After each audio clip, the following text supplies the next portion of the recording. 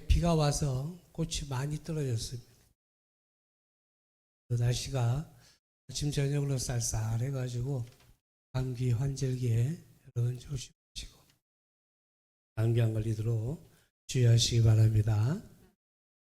오늘 주시는 말씀을 통해서 부활의 능력 제목으로 연일 나누고자 합니다. 우리는 부활절을 지나서 부활 후 첫째 주일을 맞이했어요. 많은 성도들이 부활절에는 큰 은혜를 받습니다. 근데 시간이 지나면서 그 감격이 점점점 약해지는 경우를 보여요. 그러나 성경이 말하는 부활은 하루의 기념일이 아닙니다. 우리의 삶을 전적으로 바꾸는 능력이 있는 줄로 믿습니다. 그래서 초대교회 성도들은요, 매일을 부활의 신앙으로 살았어요. 오늘 우리도 매일매일이 부활의 신앙으로 살아가는 저와 여러분이 되시기를 간절히 축원합니다. 부활의 신앙으로 살아야 돼요.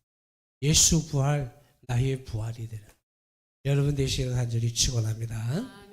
그래서 핍박 속에서도 절대로 흔들리지 않았어요. 죽음 앞에서도 담대할 수 있었던 것이 바로 초대교회 성도들이에요. 왜 그러냐? 부활의 신앙이 있었기 때문에. 오늘 본문은 부활하신 예수님이 제자들에게 나타나신 장면이죠. 그러니까 십자가 사건 이후에 제자들은 완전히 무너져 있었어요. 그리고 두려움에 사로잡혀 있었고 미래에 대한 소망이 없는 상태. 이게 바로 제자들의 모습이에요, 지금. 그러니까 완전히 그들이 가졌던 주님과 함께 동행했던 시간에 가졌던 그 믿음이 그 믿음마저도 흔들리고 있는 상태. 그 상태가 지금의 상태. 예수님이 죽으신 후에 이 제자들은 굉장한 두려움 속에 빠져 있는 거예요. 그런데 부활하신 주님이 그들에게 찾아옵니다. 오늘 19절 말씀에 이날 곧 안식 후 첫날 저녁 때에 제자들이 유대인들 둘에 모인 곳에 문을 닫았더니 예수께서 오사 가운데 서서 이르시되. 주님께서 찾아오셨어요. 제자들이 찾아간 게 아니에요.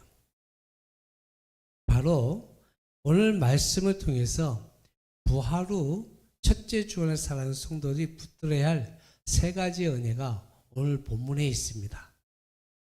그 첫째가 뭐냐면 부활하신 주님은 두려움 속에 있는 우리를 찾아오시는 분이라는 거예요. 이게 은혜예요. 오늘 본문 19절 말씀이 바로 그 말씀이죠. 제자들이 서로 모여서 이렇게 두려워하고 있는 거예요. 왜? 유대인들이 예수를 쫓던 사람들이다 하여 잡으러 올까 봐. 굉장히 두려워서 문을 꼭 닫고 기다리고 있는 거예요. 모여 있는 거예요. 잡히면 어떡하지? 근데 이곳에 누가 와요? 예수님이 찾아오셨어요. 그리고 뭐라고 그러세요? 너희에게 평강이 있을지어다. 제자들의 모습을 보면 완전히 두려움에 갇혀 있는 모습이에요. 예수님을 따르던 사람들이 지금 문을 잠그고 숨어 있고 세상이 두렵고 사람들의 시선이 두려운 상태. 자신들의 미래가 굉장히 두려워했어요. 불과 며칠 전까지만 해도 제자들은 이렇게 말했어요. 주님을 위해 죽기까지 따르겠습니다. 그랬던 제자들이에요. 그런데 현실이 닥쳐오니까 도망가고 배반했던 제자들의 모습. 이 모습이 바로 우리의 모습이 아닌가 한번 생각해 보아야 돼요. 우리는 믿음이 있다고 말하지만 어려운 일이 생기면 두려워하고 문제를 만나면 낙심하고 생활이 어려워지면 믿음이 흔들려요. 그런데 놀라운 사실이 있어요. 제자들이 예수님을 찾아간 게 아니라 예수님이 찾아왔다는 사실. 이게 놀라운 사건이죠. 한 사람이 움직일 수 없는 돌문이 잠겨져 있었지만 그 돌문을 여시고 예수님이 문을 꼭 닫고 있는 제자들의 집에 그냥 들어오셔서 어떻게 해요? 그 가운데 서서 계시는 거예요. 여러분 상상해봐요. 문을 열고 들어오셨을까? 그냥 들어오셨을까? 그냥 들어오셨겠죠? 부활의 형체를 가지신 예수님은요, 그냥 모든 것을 통과하시는 분이었어요. 그러니까 문을 꼭 잠그고 있지만 어떻게 제자들이 꼭 잡고 있지만 그러나 예수님은 통과하여 가운데 서 계시는 거예요. 누가요? 예수님이 두려워 떨고 있는 제자들 사이에 와 계시는 거예요. 오늘 저와 여러분이 두려워하고 어려워하고 힘들어할 때, 절망 중에 있을 때 예수님은요, 우리를 통과하여 가운데 서 계시는 거예요. 믿으시길 간절히 축원합니다. 부활하신 주님은 낙심한 사람들을 찾아오세요. 실패한 사람들을 찾아오십니다. 특별히 두려워하는 자들에게 찾아오시는 분이 예수님이세요. 어느 목사님이 젊은 시절에 목회를 하다가 아주 큰 실패를 보았다. 근데 교회 사역도 잘 안 되시고 어려워지고 사람들의 비난도 많아졌어요. 그래서 하나님께 이렇게 기도했다는 거예요. 하나님, 저는 이제 끝난 사람입니다. 이렇게 기도했다는 거예요. 그때 마음속에 이런 생각이 들더라는 거예요. 내가 나를 포기한 것이지 내가 너를 포기한 것이 아니다. 이런 생각이 문득 들더라는 거예요. 그래서 다시 마음을 팍 붙잡고 사역을 시작을 했대요. 그랬더니 놀라운 은혜를 베풀어 주셨다는 거예요. 주님은 우리가 포기하지 주님은 절대로 우리를 포기하지 않습니다. 그러니까 우리가 힘이 들어도 정말 낙심할지언정 우리가 주님은 나를 포기하지 않으시니까 끝까지 주님을 붙잡는 여러분이 되시길 간절히 축원합니다. 이게 부활의 능력이에요. 우리의 인생에도 문을 닫고 숨고 있고 그런 순간들이 있잖아요. 그러나 기억하십시오. 부활하신 주님은 닫힌 문을 뚫고라도 우리에게 찾아오시는 분이라는 사실. 그러니까 부활의 능력은 주님은 우리를 찾아오신다. 이 사실을 믿고 예수 부활 나의 부활이 되고 어떠한 어려움이 있어도 잘 감내하고 이겨내는 저와 여러분 되시기를 주님의 이름으로 축원합니다. 부활하신 주님은 우리에게 참된 평강을 주시는 분이에요. 두 번째 은혜가 바로 그거예요. 찾아오시지만 그냥 오시는 게 아니에요. 오셔서 평강을 주십니다. 예수님은 제자들에게 이렇게 말씀하셨어요. 너희에게 평강이 있을지어다. 그런데 예수님이 이 말씀을 한 번만 한 것이 아니라 두 번이나 반복해요. 두 번이나. 왜 그랬을까? 제자들의 마음속에는 여전히 뭐가 있어요? 두려움이 있고 죄책감이 있고 실패감이 있고 불안이 있기 때문에. 왜 죄책감이 있어요? 예수님을 배반했잖아요.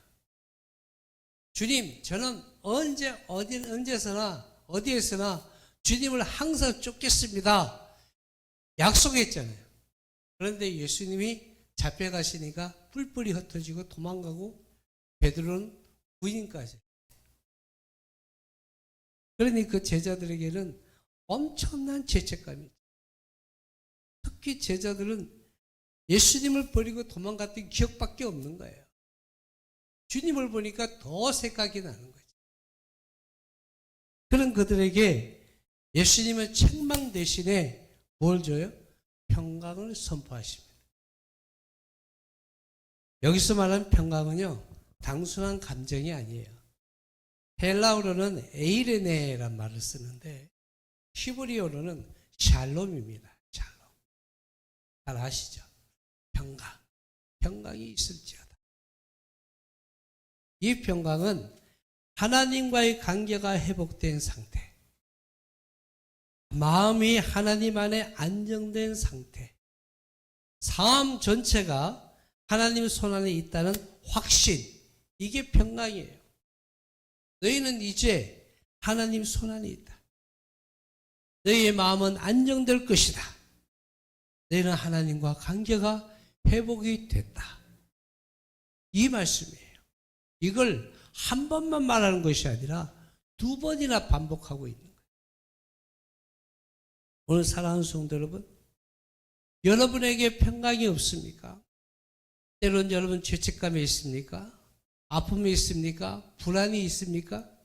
두려운 마음이 있습니까? 그렇다면 주님을 바라보십시오. 부활의 능력이신 주님께서 우리에게 참 평강을 허락할 줄로 믿습니다. 주님의 평강은 우리에게 늘 닥쳐오는 거예요. 세상이 주는 평강은 주님이 주는 평강은 전혀 다릅니다. 세상이 주는 평강은 문제가 없으면 평안하다고 그래요. 형편이 좋아지면 평안하다고 합니다. 건강하면 평안하다고 그러죠. 그러나 하나님이 주시는 평강은 달라요. 문제가 있어도 평강, 고난 가운데서도 평강, 미래가 불확실해도 평강. 이게 하나님이 주시는 평강이고 샬롬입니다. 왜냐하면 원하신 주님이 항상 우리와 함께 하시니까. 오늘 저와 여러분과 함께 하시는 예수님인 줄로 믿습니다.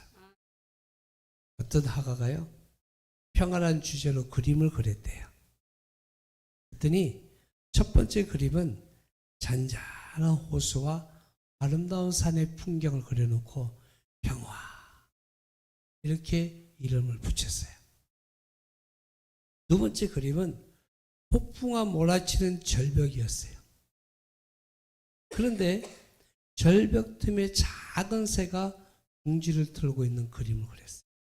그리고 평안, 이렇게 제목을 붙였습니다. 심사위원들이요, 이렇게 보면 두 번째 그림을 평화의 그림으로 선택했어요. 왜냐하면 진짜 평화는 폭풍이 없는 상태가 아니라 폭풍 속에서도 흔들리지 않는 안정이기 때문에. 진정한 평화는, 여러분, 세상은 두렵습니다. 세상은 혼미합니다. 전쟁으로 여러 가지 이유로 하는 어려움이 있습니다. 경제적으로도 어렵습니다. 우리의 삶에는 폭풍이 항상 있어요. 가정의 문제, 건강의 문제, 경제적인 문제, 인간적인 갈등, 여러 가지 문제들이 있습니다. 그러나 부활의 주님이 함께 하시면 그 속에서도 평강이 있을 줄로 믿습니다. 이것이 진정한 평강이에요. 평안입니다. 사랑하는 성도 여러분, 힘들고 어려울 때, 오늘 제가 전에 찬양할 때 나는 이렇습니다, 이 찬양을 잘 부르지도 못하지만 굉장히 좋아합니다. 힘들고 어려울 때 주님은 나를 일으키시는 주님이시니까. 오늘 말씀에도 다 결맞는 찬양이에요. 잘 부르지 못해도 계속해서 부르는 거예요. 여러분, 처음에 몰라도 후렴을 여러 번 하니까 어때요? 나는 이렇습니다. 아픔을 아프게 두지 않겠습니다. 나는 예배합니다. 나는 절망 중에 예수님이 함께 하심을 믿습니다. 이 가사를 읊을 때마다 도전이 생기지 않습니까? 희망이 생기지 않아요? 여러분, 우리에게 이런 힘을 주시는 것이 부활의 능력, 예수님의 능력인 줄로 믿습니다. 예수의 능력은 여기에 있는 거예요. 그래서 저는 이 찬양을 할 때마다 용기가 생기고 힘이 생기고 어떤 찬양 들을 때마다도 정말 마음에 확 솟아올라요. 여러분, 우리는 아무리 세상이 나를 어렵게 해도, 우리의 문제 속에 있어도, 건강이 나를 눌러치라도 우리는 보라신 주님의 능력, 내게 평강을 주시는 주님, 그 은혜를 맛보는 저와 여러분 되시기를 간절히 축원합니다. 세 번째로, 보라신 주님은 우리를 믿음의 사람으로 변화시킵니다. 오늘 성경에 보면 도마라는 제자가 나와요.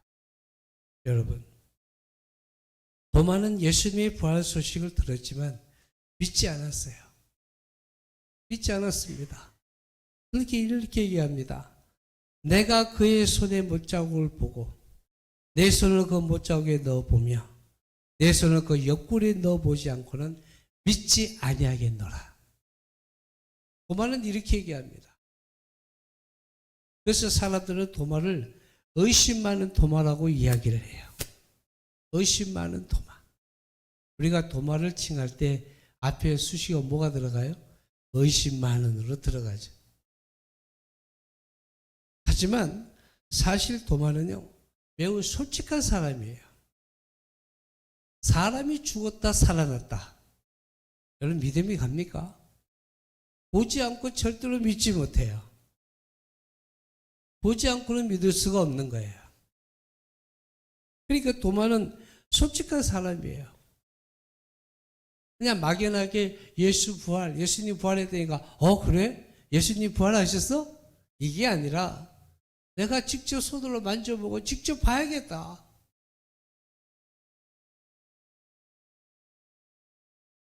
그냥 그런 믿는 척하는 사람이 아니에요. 척하는 사람이 아니라. 여러분, 이 도마를 보면서 참 솔직한 사람이다. 여러분 신앙은요, 척하면 안 돼요. 믿는 척, 나는 하나님 앞에 나아가는 예배하는 척, 기도하는 척, 나는 주님의 자녀라는 척, 척척하지 말라는 거예요.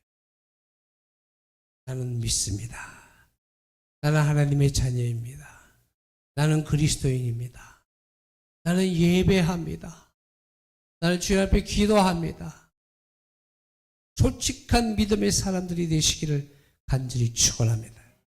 확실한 믿음을 원했다는 거예요. 예수님은 그런 도마를 절대 포기하지 않았어요. 8일 후에 예수님이 다시 나타나셨어요. 왜냐하면 처음에 오셨을 때 도마가 그 자리에 없었거든요. 8일 후에 예수님이 오셨어요. 그러시고는 내 손을 내밀어 내 옆구리에 넣어보라.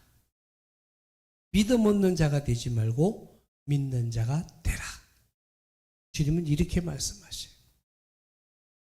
그 순간 도마는요, 놀라운 고백을 합니다. 나의 주님이시여 나의 하나님이시니이다. 그런 고백을 해요. 이것은 성경에서 가장 강력한 신앙 고백 중에 하나예요. 부활을 경험한 도마는요, 완전히 변화가 됐어요. 의심 많은 도마가요, 완전히 변화됐습니다. 전성에 따르면 도마는요, 뒤에 인도까지 가서 복음을 전했다고 그래요. 여러분, 이것이 바로 부활의 능력이에요. 믿지 못하는 자가 믿는 자로 바뀌는 거, 예수 믿지 않는 자가 믿는 사람으로 변화시키는 거, 정말 예수 부활 믿지 못한 자가 예수 부활을 믿는 자로 바뀌는 것, 이게 부활의 능력이에요. 그러니까 우리가 믿음 없는 자 같으나 믿는 자로 바꾸는 것은 주님이 하시는 은혜인 줄로 믿습니다. 의심하는 사람이 믿는 사람 되고, 두려운 사람이 담대한 사람이 되고, 평범한 사람이 하나님의 일꾼이 되는 거예요.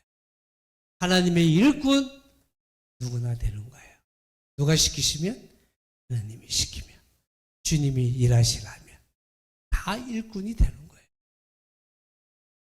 초대교회 성도들은요, 부활신앙 때문에 완전히 다른 삶을 살았습니다.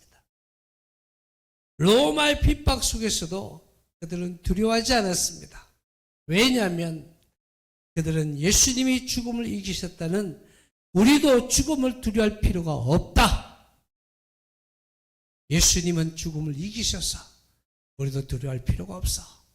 예수님 부활하셔서 우리는 두려워할 필요가 없다. 로마 시대에 초대교회 성도들은요, 예수 믿는다 모이면 잡히면 죽어요. 처형당해요. 사도 바울 시대에 여러분 어땠습니까? 길가에 가로등을 누구로 세웠어요? 초대교회 성도들을 매달아 놓고요, 불로 지폈어요. 불타오르는 성도들의 비명소리와 함께 활활 타는 그 불길을 놓고 가로등으로 삼았던 로마 시대입니다.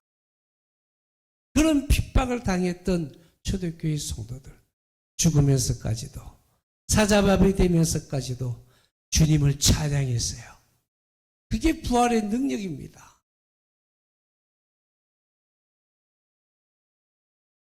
예수님이 죽음을 이기셨다는 이 사실, 여러분 부활절 기념일로만 만족하지 말고 우리는 우리의 삶 전체가 부활의 신앙이 있기를 간절히 축원합니다. 초대교회 성도는요, 핍박 속에서도 폭발적으로 성장했고 부활 신앙이 사람들을 완전히 변화시켰어요.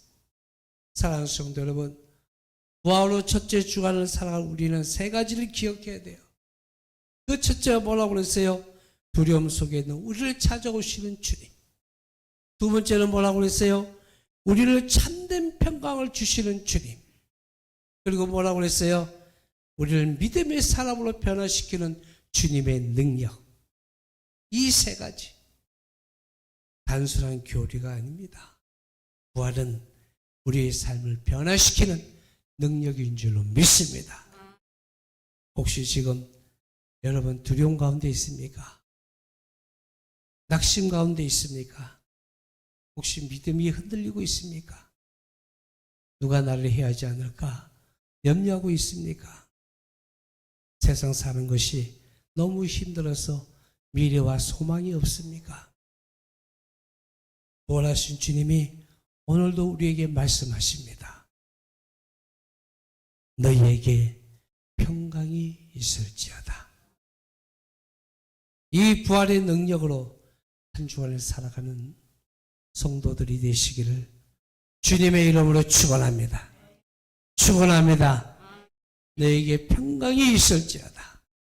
주님이 오늘도 이 시간에도 저와 여러분에게 함께하는 줄로 믿습니다. 이 믿음 갖는 저와 여러분 되시고 이 부활의 능력으로 세상 살아가는 여러분이 되시기를 주님의 이름으로 축원합니다. 우리 함께 기도합니다. 하나님 감사합니다.